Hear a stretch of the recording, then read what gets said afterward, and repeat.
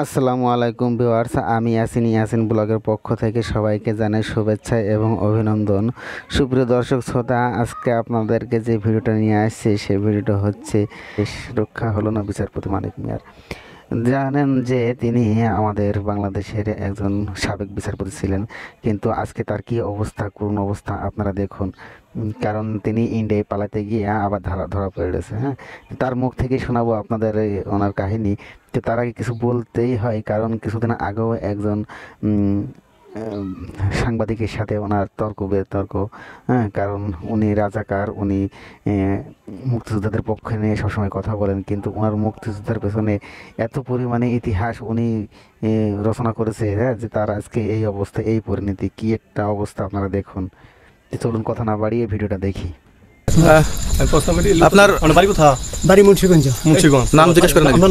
আমার নাম বিচারপতি শামসুদ্দিন চৌধুরী মানিক। বিচারপতি শামসুদ্দিন মানিক কে?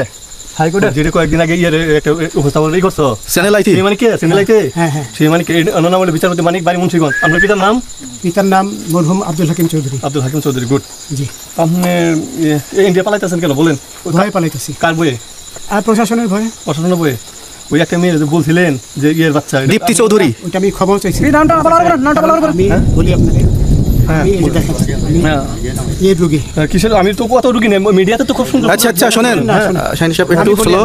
আপনার কাছে এই মুহূর্তে এরা যখন ধরছে আমাদের প্রতিনিধি, কি ছিল সাথে? আপনার সাথে কি ছিল এটা বলেন। আমার সাথে ছিল ব্রিটিশ পাসপোর্ট, বাংলা পাসপোর্ট, টাকা আর কথা ই কার্ড, ডেবিট কার্ড আর আচ্ছা, কালকে যে টাকাগুলো ছিল, আজকে কোনো টাকা ছিল সাথে? আজকে ছিল না, আজকে যে কত 40 বাংলাগুলো, হ্যাঁ 40,000 টাকা আজকে হ্যাঁ, আজকে যেটা কয় টাকা ছিল? 40,000 টাকা ছিল। কালকে যে দুজন টাকা নিছে ওদের কাছে কত টাকা ছিল? 60-70 লাখ। আচ্ছা 60-70 লাখ। আচ্ছা, ওরা নিয়ে গেছে। নৌকালাও সাথে নিয়ে নিছে? নৌকালা এবং ওই লোক দুজন সাথে একসাথে নিছে? না, ওই দুই ছোকরা নিছে। নৌকালা কেউ আছে? রাজু না, কেউ ছিল না। আচ্ছা, 60-70 লাখ। ওনাদের ফোন নাম্বার আছে আপনার কাছে? জানা দিছে? কিছু নাই, আমার ফোন নাম্বার সব নিয়ে গেছে। আমরা তো বিচারপতি কাউন্টার দিবেন না, সত্য কথাটা বলেন।